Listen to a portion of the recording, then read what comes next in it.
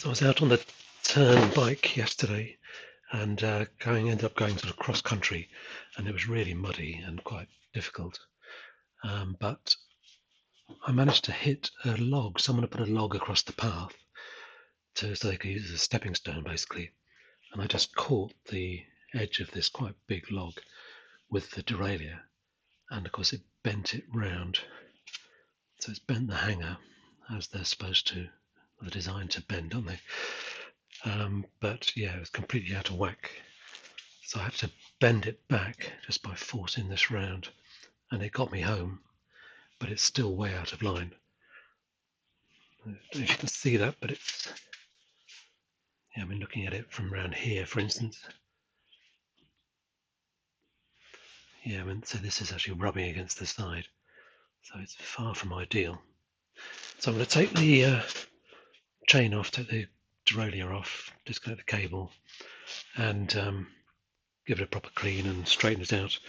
I did spray it with the pressure washers to get the worst off because it's really clogged up, but even now there's loads of stuff still stuck in it. So yeah, I'll take it to bits and fix it.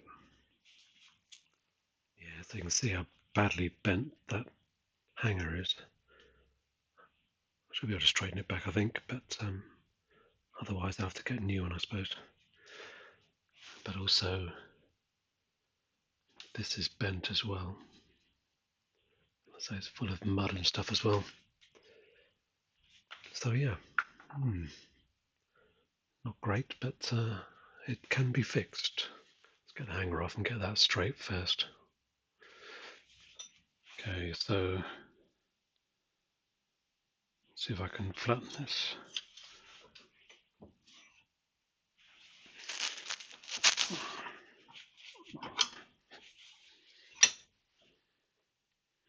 Yeah, so this should be upright.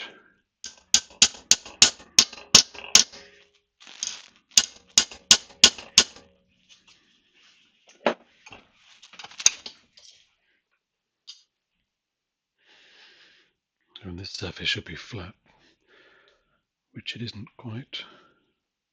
I've obviously stressed this part here. I'll probably see if I can get a new one as a backup at least. I'll fix this one for now, but yeah, not ideal. Be a nightmare. Be a nightmare if it's snapped off.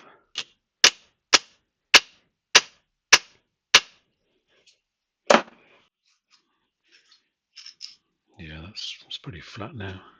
So this is much cleaner now.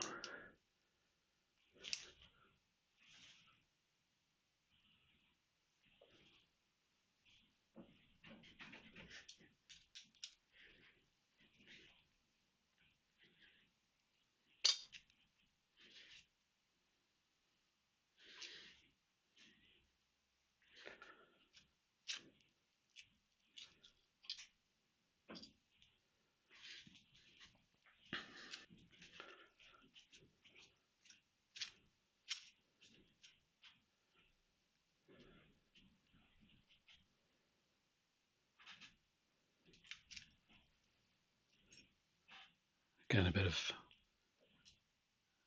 thread locker. Those are the same by the looks of it.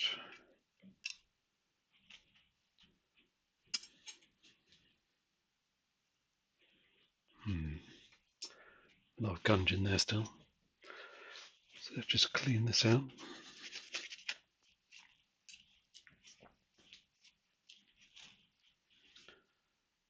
So yeah, that is bent. That kicks up. So straighten that out for a start.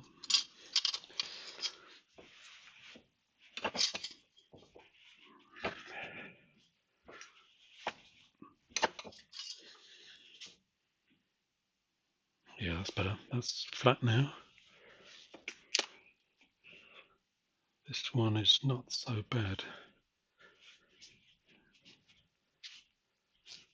Let's just check it anyway.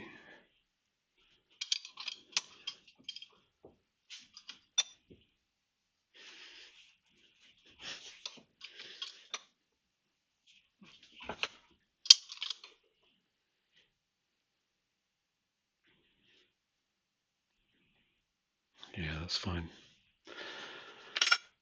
So just clean these up and stick them back in, and we'll be good to go. So I'll put a bit of extra thread locker on there. This is the wheel with the bigger sprocket teeth on it, which is the guide wheel, so called. It's got some guide wheel written on it, in fact, on the lettering here. So that's okay. This one's got smaller teeth, and it's the tension sprocket or wheel, jockey wheel. Just taking this out to put some say locker on it, thread locker. This is Loctite 248.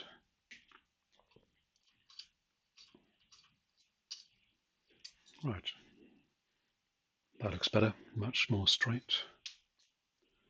So I can stick it back on and lubricate it.